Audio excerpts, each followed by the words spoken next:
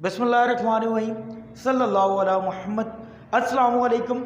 जैसा कि लास्ट की दो वीडियोस में लेक्चर 1 कंपनी अकाउंट्स की हमने थ्योरी देखी थी, लेक्चर 2 हमने रिटेन अर्निंग का एक फॉर्मेट्स देखे थे और लेक्चर 3 में हमने रिटेन अर्निंग का एक न्यूमेरिकल क्वेश्चन शुरू किया था जिसकी रिक्वायरमेंट नंबर 3 यानी कि रिटेन अर्निंग का टी अकाउंट आज हम करने जा रहे हैं। तो मेरे साथ रहिएगा, बोर्ड पे देखते रहिएगा।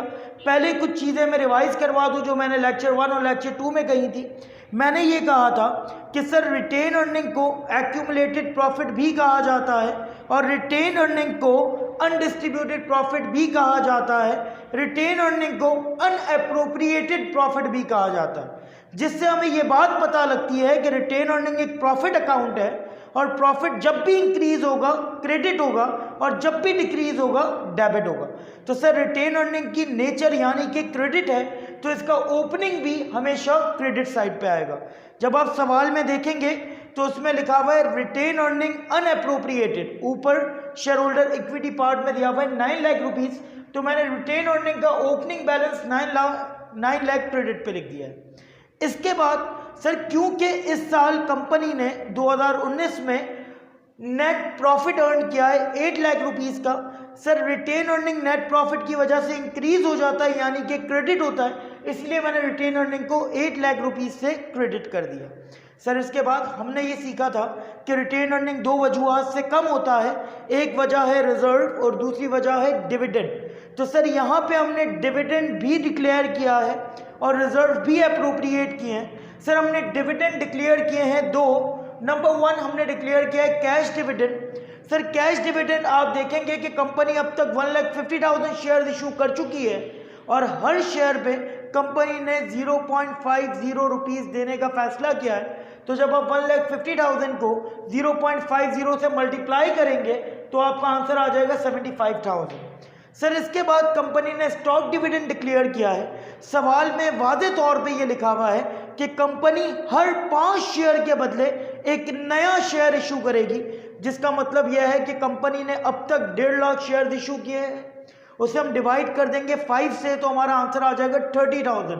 सर शेयर की पार वैल्यू है 10, जब उस 30,000 को मल्टीप्लाई बाय 10 करेंगे तो हमारा स्टॉक डिविडेंड पेबल आ जाएगा 3 lakh rupees.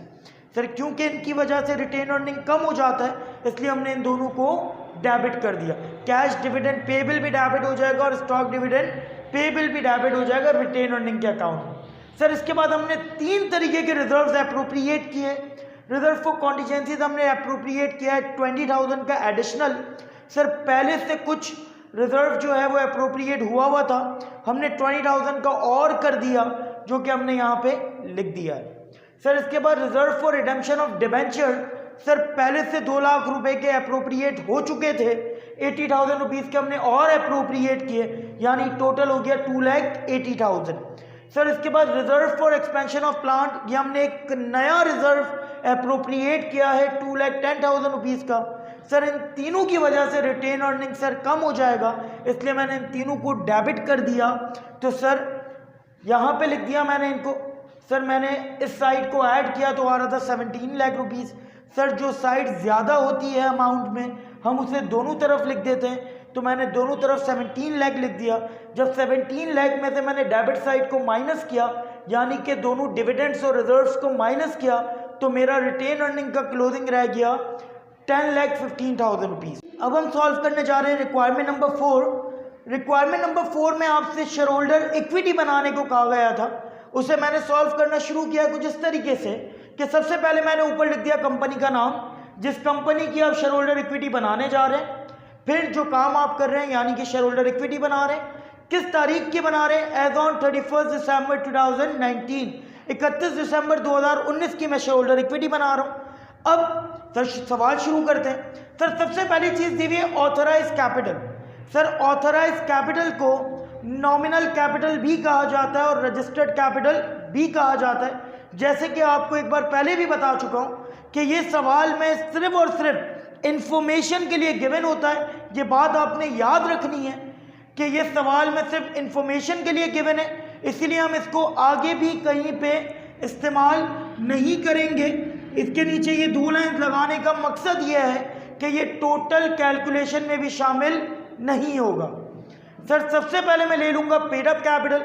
Paid up capital का मतलब होता है कंपनी अब तक कितने नंबर ऑफ शेयर इशू कर चुकी है। सर कंपनी अब तक 1,50,000 नंबर ऑफ शेयर इशू कर चुकी है। एक शेयर है 10 रुपये का, यानी टोटल हो गई 15 लाख रुपीज़। सर इसमें हम ऐड कर देंगे रिटेन अर्निंग का क्लोजिंग बैलेंस, जो अभी हमने कैलकुलेट किया है कुछ देर पहले टी अकाउंट के जरिए। रिटेन अर्निंग एंडेड 10,15,000, यानी कि 10,15,000 रुपये। सर फिर मैं इसमें ऐड कर दूंगा जितने भी रिजर्व्स थे, यानी रिजर्व फॉर कॉन्टीजेंसीज 1,50,000 मैंने ऐड कर दिया। Reserve for redemption of debenture जो कि आ रहा था 2,80,000। सर पहले से ये दिया हुआ था 2,80,000, इस बार और इंक्रीज हुआ, यानी टोटल हो गया 2,80,000। इसी तरीके से रिजर्व फॉर कॉन्टीजेंसीज सर पहले से दिया हुआ था 1,30,000, इस बार 20,000 और इंक्रीज हो गया, यानी कि ये हो गया 1,50,000। सर इसमें मैं ऐड कर दूंगा वो जो नया रिजर्व हमने क्या अप्रोप्रिएट किया था, reserve for expansion of plant, यानी कि 2,10,000, वो मैं ऐड कर दूंगा। जो भी शेयर प्रीमियम को सर कैपिटल गेन भी कहा जाता है, कि अगर पार वैल्यू से ऊपर मैंने शेयर को इशू किया है तो वो कहलाता है शेयर प्रीमियम। सर वो मैं ऐड कर दूंगा। सर शेयर डिस्काउंट, क्योंकि ये मेरा कैपिटल लॉस है कि अगर मैंने पार वैल्यू से कम पे शेयर इशू किया है तो वो कहलाता है शेयर डिस्काउंट, वो मैं लेस कर दूंगा। सर जब मैं इन तमाम चीज़ों को ऐड और इससे लेस करूंगा तो मेरी टोटल शेयर होल्डर इक्विटी आ जाएगी, जो कि आ रही है 31,15,000 rupees. Thank you so much for watching this video. इंशाल्लाह हमारा नेक्स्ट टॉपिक है issuance of shares and debenture. उम्मीद है आप लोगों को ये बात समझ में आई होगी। अगर इससे रिलेटेड आप लोगों ने कोई भी और सवाल पूछना है, आप लोग मुझसे कमेंट सेक्शन में पूछ सकते हैं, इंशाल्लाह मैं उसका जवाब दूंगा। Thank you so much. अल्लाह हाफ़िज़।